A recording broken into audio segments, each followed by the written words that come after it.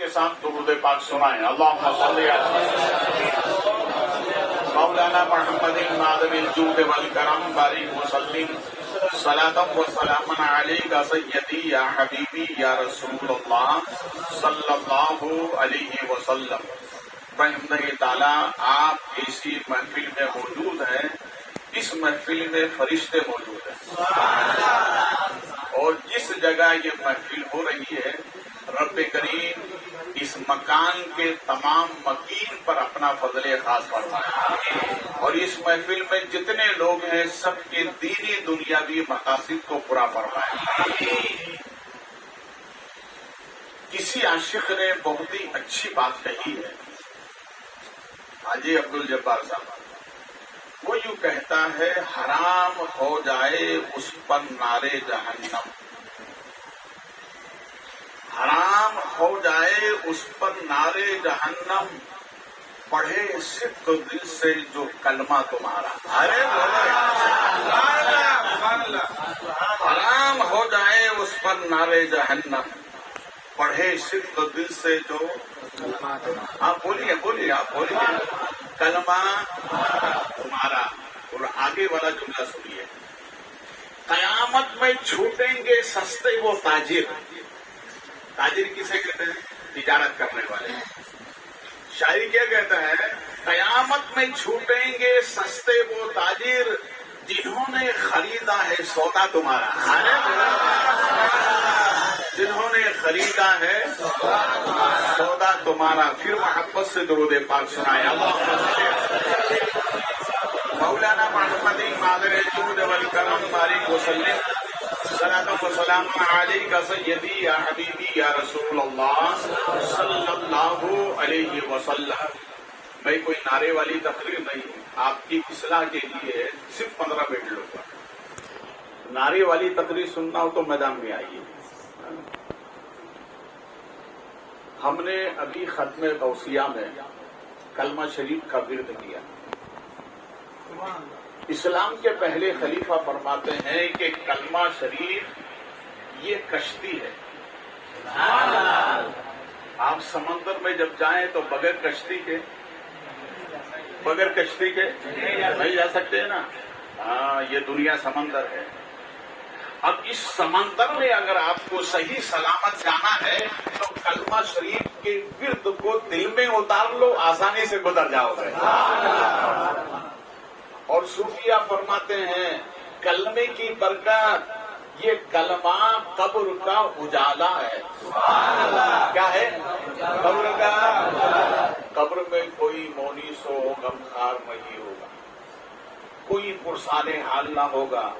ایسی اندھیری کوٹھڑی میں اگر کوئی اجالا ہوگا تو کلمہ شریف کا اجالا ہوگا. اسی لیے صوفی آگے فرماتے ہیں کہ جیسے سو گے ویسے اٹھو گے.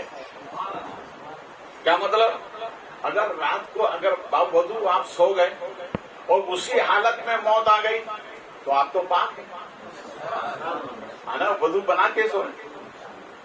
اور دوسری برکت کہ آپ بستر پر لیٹے اور کلمہ پڑھ کے سوئے اور انتقال ہو گیا تو اٹھیں گے کہاں؟ قبر میں اٹھیں گے نا، فرشتے اٹھائیں گے. جب آپ کی عادت تھی روزانہ کلمہ پڑھنے کی اور جب فرشتوں نے کہا اٹھو تو آپ کیا کریں گے؟ اسی عادت کے مطابق کہیں گے لا الہ الا اللہ محمد رسول اللہ. فرشتے جب یہ کلمہ سنیں گے تو کہیں گے نم کا نعمت العروس، سو جا جیسے دلہن سوتی ہے. اسی لیے کلمہ شریف کا ورد کر کے سو جائے. کس کا ورد کر کے؟ بولیے محبت سے. کلمہ شریف کا ورد کر کے سویا کرو. اسی کے ساتھ ہم نے ختم غوثیہ میں کلمہ شریف کے ساتھ ساتھ میں نے کہا کہ آپ رسول پاک صلی اللہ علیہ وسلم کا نام جب آئے تو انگوٹھے چوما کرو. کیا چومنے کا؟ بولیے. اس سے کیا ہوگا؟ 2 فائدے ہوں گے. جیسے 5 وقت آذان میں ہمارے نبی کا نام آتا ہے تو ہم کیا کرتے ہیں؟ بولیے. پہلا فائدہ یہ آپ اندھے نہیں ہوں گے. بولو محبت سے. آپ اندھے نہیں ہوں گے، اور دوسرا فائدہ یہ کہ قبر میں بھی اندھے نہیں ہوں گے، یہ دوسرا فائدہ۔ اور تیسرا فائدہ یہ کہ جب نبی صلی اللہ علیہ وسلم کا نام آتا ہے اور ہم نام چومتے ہیں تو یہ جو ہونٹ ہے نا، یہ ہونٹ سے کبھی بدبو نہیں آئے گی۔ کیا نہ آئے گی؟ بولیے، کیا نہیں آئے گی؟ بدبو نہیں آئے گی، آئے گی تو خوشبو آئے گی، اور خوشبو آئے گی تو پھر کیا انعام ملے گا؟ ہمارے قرب میں رحمت کے فرشتے رہیں گے، اور رحمت کے فرشتے جس کے قرب میں ہوتے ہیں اس کی دعائیں قبول ہوتی ہیں، اور اسی میں برکتیں ہوتی ہیں، جو ارادہ کرتا ہے پائے تکمیل تک پہنچتا ہے۔ اور تیسرا فائدہ سنیے، ہر انسان کے ساتھ کتنے فرشتے ہوتے ہیں؟ 60۔ کتنے ہوتے ہیں؟ 60۔ بولیے، 60۔ سب کے ساتھ میں، میرے ساتھ میں، آپ کے ساتھ میں، بچہ ہو، بڑا ہو، بوڑھا ہو، سب کے ساتھ کتنے؟ 60 فرشتے ہوتے ہیں، اور سب کا کام ہے، دائیں فرشتے 10، بائیں 10، آگے 10، پیچھے 10، اوپر 10، نیچے 10۔ کتنے ہو گئے؟ 60 ہو گئے نا۔ اب سنیے، رب کریم نے ایک فرشتے کو ہماری پیشانی پر رکھا۔ کہاں رکھا؟ بولیے، پیشانی پر۔ اس لیے صوفیہ فرماتے ہیں جب کوئی عطر کا تحفہ دے آپ کو لگانے کے لیے تو پہلے پیشانی پہ لگاؤ۔ کہاں پر لگانے کا؟ پیشانی پر لگاؤ، اسی لیے کہ یہ فرشتے کے رہنے کی جگہ ہے، تو ہر فرشتہ اپنا کام کرتا ہے، مگر پیشانی والا فرشتہ کیا کام کرتا ہے؟ پیشانی والا فرشتہ یہ کام کرتا ہے جب امتی نبی پر درود پڑھتا ہے، بولے محبت سے، امتی جب اپنے نبی پر درود پڑھتا ہے تو یہ پیشانی والا فرشتہ اپنے پروں میں درود کو لے کر نبی کی بارگاہ میں جا کر کہتا ہے آقا فلاں ابن فلاں امتی نے آپ پر درود بھیجا ہے، سرکار اسے قبول کر لے۔ بولے محبت سے۔ اسی لیے صوفیہ فرماتے ہیں کہ درود پاک ایسا عمل ہے کہ جو امتی نبی پر درود پڑھتا ہے اس کے چہرے پر نبی کی نظر رحمت ہوتی ہے۔ کیا ہوتی ہے؟ اس لیے تو سنیوں کا چہرہ چمکتا رہتا ہے، اس لیے تو سنیوں کا چہرہ چمکتا رہے گا۔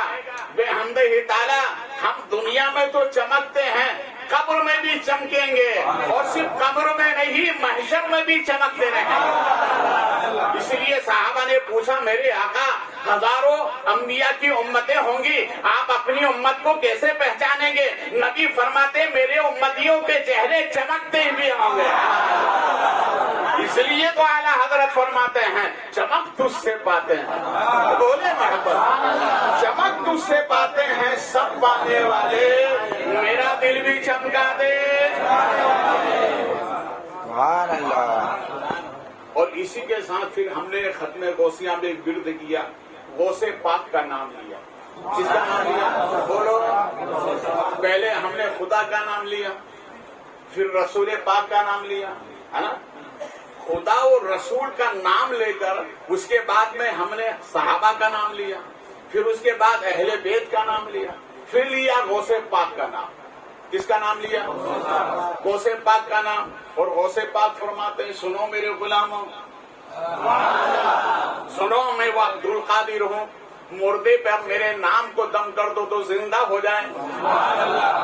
میں وہ عبد القادر ہوں، پہاڑوں پر میری ولایت کے جھنڈے چمک رہے ہیں۔ میں وہ عبد القادر ہوں، میرا نام لے کر دعا کرو اللہ دعا رد نہیں فرمائے گا۔ تو مریدوں نے کہا کہ سرکار ولی تو ولایت کو چھپاتا ہے، آپ بتاتے ہیں؟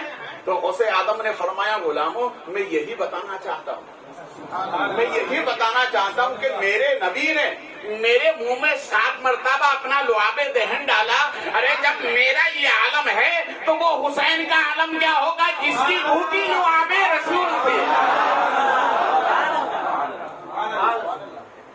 دیکھیے ہم حج کے لیے جاتے ہیں، جتنے بھی حجاج کرام جاتے ہیں، حاجی عبد الجبار بھی گئے، حاجی صاحب بھی گئے، بحمد تعالیٰ میرے جدی کریم کا صدقہ، شاہ عالم سرکار بخاری کا صدقہ میں 26 مرتبہ جا چکا ہوں.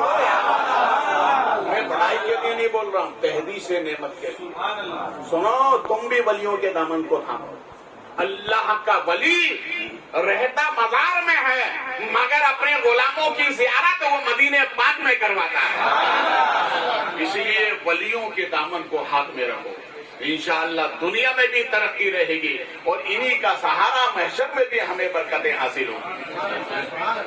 تو حاجی لوگ جو جاتے ہیں نا، وہاں ایک پتھر ہے جس کو کہتے ہیں حجر اسود، سب چومتے ہیں. جتنے حاجی ہیں سب چومتے ہیں. کیوں چومتے ہیں؟ اس لیے کہ ہمارے نبی نے چوما ہے. ارے بولو یار، ہمارے نبی نے چوما ہے. جس پتھر کو ایک مرتبہ نبی چومے، صبح قیامت تک ہر آنے والا حاجی پتھر چومتا رہے گا. میرے نبی نے جس حسین کو زندگی میں بار بار چوما ہو، اس کا عالم کیا ہوگا؟ اس کا عالم. امام علی مقام رضی اللہ تعالیٰ عنہ سے کسی نے پوچھا، میں وہ ان کا پیغام آپ تک پہنچا رہا ہوں. امام حسین رضی اللہ تعالیٰ عنہ سے کسی نے پوچھا، حضور یہ بتائیے کامیابی دنیا میں کیا راز ہے کہ دنیا میں رہ کر آدمی کامیابی حاصل کرے؟ راز کیا ہے؟ تو امام حسین فرماتے ہیں، سنو، دنیا میں رہ کر سچ بولو. ارے بولو نا محبت. آپ کی نس پر ہاتھ رکھ دیا تو ڈھیلے پڑ گئے. بولیے، بولو محبت سے. ہاں، سبحان اللہ تو بول رہے ہیں، ہمیشہ سچ بھی بول رہے ہیں. دعا کرو اللہ ہمیں سچ بولنے کی توفیق عطا فرمائے. صوفیہ فرماتے ہیں سچ بولنے کی برکت یہ ہے، سچ بولنے کی برکت یہ ہے، سچ بولنے کی برکت یہ ہے کہ اس کا چہرہ چمکتا رہے گا. بولے محبت سے. سچ بولنے کی برکت یہ ہے، چہرہ چمکتا رہے گا. تو ہم نے اس ورد میں غوث پاک کا بھی نام لیا اور غوث پاک کے بعد ہم نے لیا شاہ عالم سرکار کا نام. شاہ عالم سرکار کے بعد لیا ہم نے غریب نواز کا نام. کس کا نام؟ بولو. سبز گنبد کا نقشہ لیے بیٹھے ہیں. سبز گنبد کا نقشہ لیے بیٹھے ہیں. اپنی آنکھوں میں خود کا نقشہ لیے بیٹھے ہیں. مہکتی رہے گی نسل اس کی قیامت تک جو اپنے لیے نبی کا پسینہ لیے بیٹھے. آنا ساگری کیا سمندر آ جاتا کاسے میں. میرے خواجہ ایسا کٹورا لیے بیٹھے ہیں. میرے خواجہ ایسا کٹورا لیے بیٹھے ہیں. تو ہم غریب نواز کا نام اسی لیے لیتے ہیں کہ وہ محسن ہندوستان ہیں. وہ ہمارے بادشاہ ہیں، ہم ان کی رعایا ہیں. اگر تم سلامتی چاہتے ہو تو خواجہ کی بارگاہ میں حاضری دیتے رہو. ان کے غلامی کے رجسٹر میں تمہارا نام ہونا چاہیے تاکہ جب وہ اپنے رجسٹر کو دیکھے کون آیا کون نہیں آیا تو نظر پڑ جائے گی. دنیا بھی آباد، آخرت بھی آباد. اس لیے پوری دنیا خواجہ خواجہ کے کیا کہتی ہے، مگر وہاں جلدی کوئی جاتا نہیں ہے. جسے وہ بلاتے ہیں وہی جاتا ہے. ارادے لاکھ بنتے ہیں بن کر دیکھو خواجہ سرکار.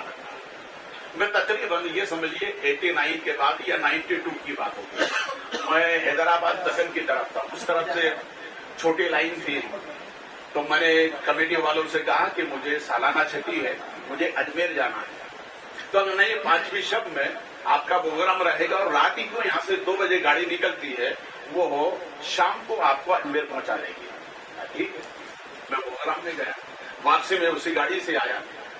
جب اجمیر شریف آیا تو سب لوگوں نے ونڈو کھولی کہ اجمیر آ گیا، اجمیر آ گیا. کسی کا تارا گڑھ آیا. تو میری برتھ کے سامنے ایک بوڑھے میاں تھے، تقریباً 70 سال کی عمر تھی. وہ پھوٹ پھوٹ کر رونے لگے.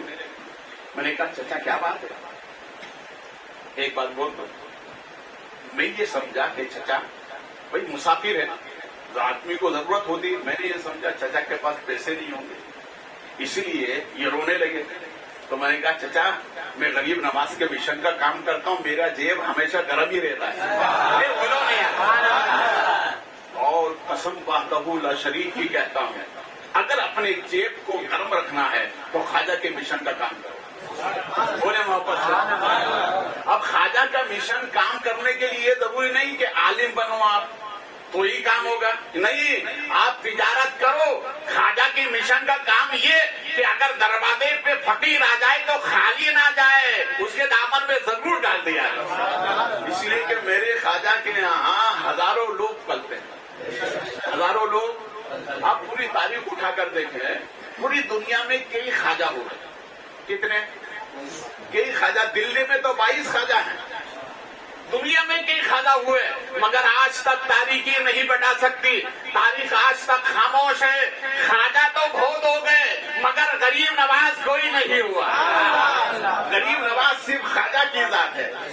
ہزاروں وہاں پلتے ہیں, اسی لیے یہ نام انہی کو زیبا نظر آتا ہے. غریب نواز سرکار رضی اللہ تعالیٰ عنہ کا یہ مشن ہے. دین کا کام بھی کرتے رہو. جو لوگ دین کا کام کرتے ان کی مدد کرتے رہو. مدارس بنوانے کا, مساجد بنوانے کا, بیواؤں کی مدد کرنے کا, جوان بچیوں کی شادی کروانے کا, یہ خواجہ کا مشن ہے. تو خواجہ کے مشن پر عمل کرو گے انشاءاللہ جیب, بولو جیب. اس لیے کہ میرا تو ہمیشہ بھرا ہی رہتا ہے. اور ایک بات بتا دو, ایک نہیں بھرا رہتا ہے, نیچے والے بھی اوپر والے بھی بھرے ہی رہتے ہیں. بولو یار, اس لیے کہ میں خواجہ کے مشن کا کام کرتا ہوں. آپ بھی کریے, اللہ آپ کو مبارک فرمائے. تو میں نے اس چچا سے کہا کہ چچا کیا کیوں ہوگا, کیا پیسے کی ضرورت ہے؟ تو انہوں نے کہا نہیں صاحب پیسے کی ضرورت تو نہیں ہے. تو میں آپ رو کیوں رہے ہیں؟ کہا رو اس لیے رہا ہوں کہ میں بچپن سے دعا کرتا. بولو, ہم تو بہت آسانی سے چلے جاتے ہیں. کہ میں بچپن سے دعا کرتا تھا. کس بات کی؟ کہ اجمیر آنے. تو خواجہ نے بلایا بھی تو بڑھاپے میں. تو میں نے کہا چچا گھبراؤ مت, خواجہ نے اگر بڑھاپے میں بلوایا ہے تو دینے کے لیے بلوایا. بولو محبت سے. میں 89 میں گیا تھا, پہلی مرتبہ میرے جدے ہی کے کہنے پہ بڑی سرکار جلال اعظم بخاری سرکار خوش شریف پاکستان. میری بھی تمنا تھی بڑے سرکار میں حاضری دوں. گیا میں تو لاہور سے شفیع پور پڑتا 300 کلومیٹر. میں مغرب کے ٹائم پہ وہاں پہنچا. میرے ساتھ میں بیگ بھی تھے, 2 بیگ تھے, اور یہ لباس دیکھنے والا خود کہتا یہ انڈیا کا آدمی. تو آئے 2 بندے آئے, اندھیرا کچھ ہو چکا تھا. آئے آنے کے بعد میرا نام پوچھا, نام بتایا, کہاں جائیں گے؟ مرکیو خوش شریف. انہوں نے کہا ہم بھی خوش شریف ہی جا رہے ہیں. آپ کیوں جا رہے ہیں؟ میں نے کہا میرے جدے ہی وہاں پر ہے. کون؟ جلال اعظم بخاری. ماشاء اللہ گلی ملے چوما اور کہا کہ ہم اسی خانقاہ سے مرید ہیں. ارے بولو یار. راستے میں چلتے رہے, بات چیت ہوتی رہی. تو انہوں نے مجھ سے کہا کیا آپ خواجہ معین الدین چشتی جاتے ہیں؟ ارے بولو یار. اتنی محبت سے حاجی صاحب نام لیا, خواجہ سرکار کا اتنی محبت سے لیا, میرا دل خوش ہو گیا. میں نے وہی کہا سرکار آپ کے چاہنے والے کہاں کہاں دنیا میں پڑے. تو میں نے کہا کہ میں جاتا ہوں. بولے کب جاتے ہیں؟ تو میں نے کہا کہ دیکھیے خواجہ سرکار کی طرف سے میری 3 چھٹی ہے, سرکاری چھٹی خواجہ کی طرف سے. بولے 3 میں کیوں نہیں جاتے ہیں؟ میں نے 3 میں خواجہ کے مشن کا کام کرتا ہوں. میں نے کہ ربیع الاول شریف, 11ویں شریف, محرم شریف, اس میں پروگرام سلنگ ہوتے ہیں, اس لیے اس میں نہیں جاتا ہوں. پھر باقی میں چھٹی میں جاتا ہوں. بولے ہر چھٹی میں جاتا ہوں. میں کہا ہاں چھٹی میں جاتا ہوں. تو انہوں نے دعا نکالا اور کہا یہ خواجہ سرکار کی جالی میں باندھ دینا, مجھے امید ہے میرا کام ہو جائے گا. بات چیت ہوتے رہی. اور شریف پہنچے تو انہوں نے کہا کہ نہیں ہم رات میں آپ کو نہیں چھوڑیں گے.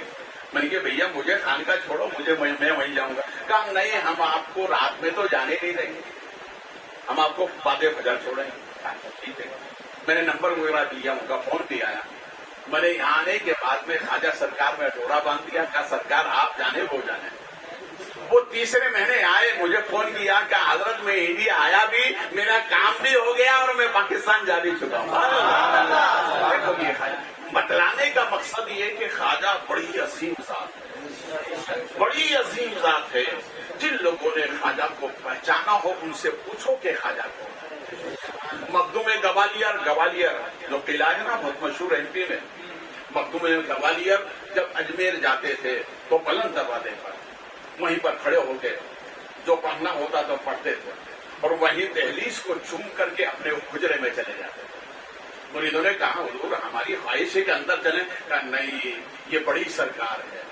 بولو یار یہ بڑی سرکار ہے.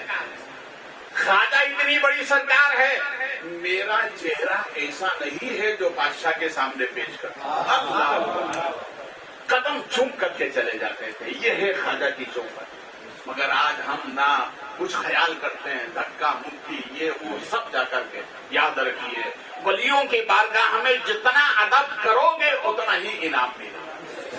اسی لیے کہنے والے نے کہا ہے جہاں سے فیضیاب عالم سارا زمانہ ہے معین الدین چشتی کا وہ روشن آستانہ.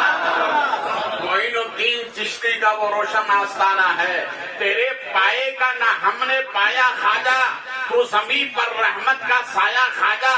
مکر شیطان سے مریدوں کو بچا لیتے ہو اس لیے تمہیں پیر اپنا بنایا ہے.